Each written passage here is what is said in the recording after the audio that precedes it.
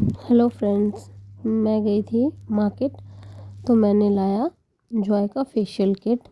मुझे 160 का 3 पड़ा। अभी ऑफ़र में था ये, तो मैंने पपाया का लिया था, फ्रूट वाला पपाया का जॉय कंपनी का लिया मैंने, तो 160 में 3 पड़ा। एंड सबसे पहले मैं ये बता दूँ कि मैंने ये क्यों लिया। तो क्योंकि मेरी फ्रेंड की है शादी और मुझे अपने फ्रेंड की शादी में जाना है, और फ्रेंड की शादी में जाने से पहले मुझे ये भी ध्यान रखना है कि मुझे अच्छा दिखना है, अच्छा ही नहीं बहुत अच्छा दिखना है।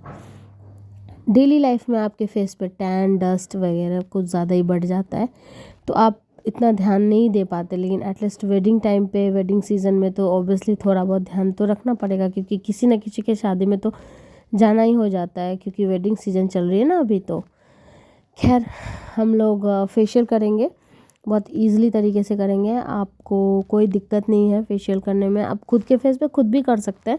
बट अगर कोई है करने वाला जो आपके फेस पे अप्लाई करके कर दे अच्छे से, तो उस पर मसाज वगैरह बढ़िया तरीके से हो पाता है। कुछ नहीं करना है, उसमें 4 से 5 स्टेप होते हैं। हर स्टेप जो है आपके उस ट्यूब के ऊपर नंबर वाइज लिखा होता है, 1 2 3 4 5। एंड फेस वॉश भी होता है, जिससे आप फेस वॉश करके तब स्टार्ट करें। तो इजीली आप cleanser, massage cream, scrub and face pack, 4 process होता है, तो वो आपको करना होता है। That's it. तो सबसे पहले आप कॉटन के टॉवल से अच्छे से भिंगा के उसको फेस को पोंछ लें, या आपको चाहते हैं आप तो फेस को वॉश कर लें फेस वॉश से। आप अपने रेगुलर फेस वॉश से करें या फिर इसी फेशियल किट वाले फेस वॉश से करें, it doesn't be, I mean to say that it doesn't matter.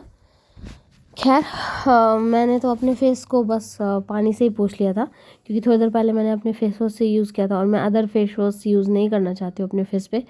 मैं अपना फेस वॉश जो मैं यूज़ करती हूँ बायोटिक का, वही मैं करती हूँ। खैर, तो मैंने फर्स्ट स्टेप किया मसाज के साथ, और फर्स्ट स्टेप में ही आपको ग्लो दिख रहा होगा। 15 मिनट टू 20 मिनट आपको मसाज करना है हर स्टेप को। स्क्रब को भी 15 टू 20 मिनट करना है। एंड फेस पैक इसमें ना 3rd स्टेप पे दिया है। जनरली बाकी सारे फेशियल किट में 4th स्टेप पे फेस पैक होता है, 3rd स्टेप तक तो मसाज ही चलता रहता है, लेकिन इसमें उल्टा दिया था। खैर कोई नहीं, हम लोगों ने जैसे जैसे दिया था वैसे ही किया हम लोगों ने भी। तो मसाज किया, फिर स्क्रब किया, फिर फेस पैक किया, फिर क्लिनजिंग किया।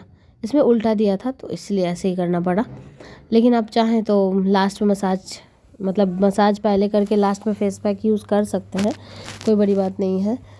फेस पे ईज़िली तरीके से देख रहे हैं आप स्टेप कैसे कैसे करना है मसाज, ऊपर नीचे दाएं बाएं। नेक एरिया में भी आप कर लें, क्योंकि टैन तो हर जगह ही रहता है, फेस पे भी नेक पे भी।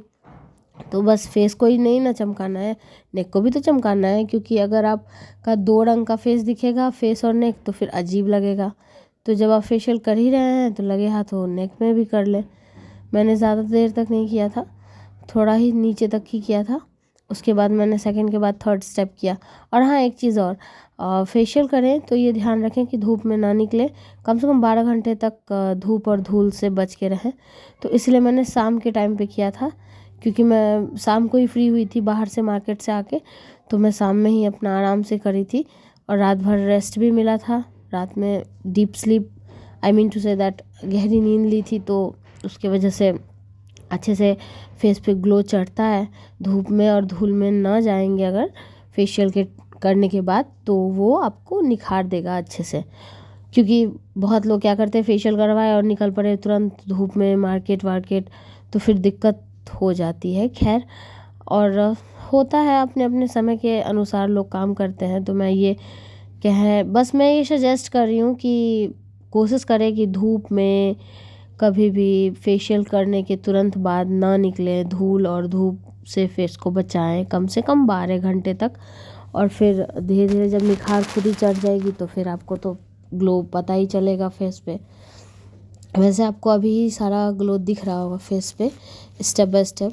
मैं आपको बता दूं कि ये मेरे लाइफ का फर्स्ट टाइम फेशियल था। मैंने अपने पूरे लाइफ में 28 ईयर्स के लाइफ में मैंने फ़र्स्ट टाइम अपने फेस पे फेशियल किया था। लेकिन मैंने हज़ारों लोगों को फेशियल किया है अपने हाथों से उसके फेस पे, लेकिन अपने फेस पे फर्स्ट टाइम कर रही थी। तो इसीलिए मेरे लिए ये बहुत बढ़िया एक्सपीरियंस था, बहुत ज़्यादा मज़ा आ रहा था क्योंकि भाभी कर रही थी, मैं बस आराम से रिलैक्स होके करवा रही थी। और फिर अच्छे से ग्लो वगैरह आ रहा था धीरे धीरे। स्टेप 1 हुआ, फिर 2 हुआ, फिर 3 हुआ।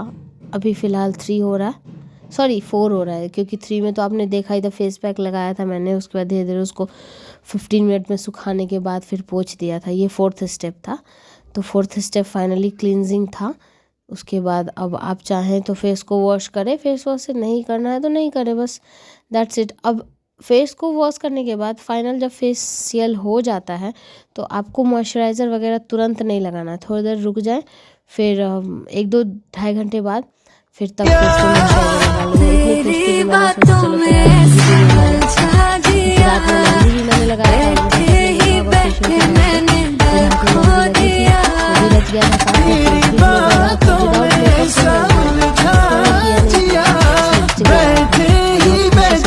मैंने दिल खो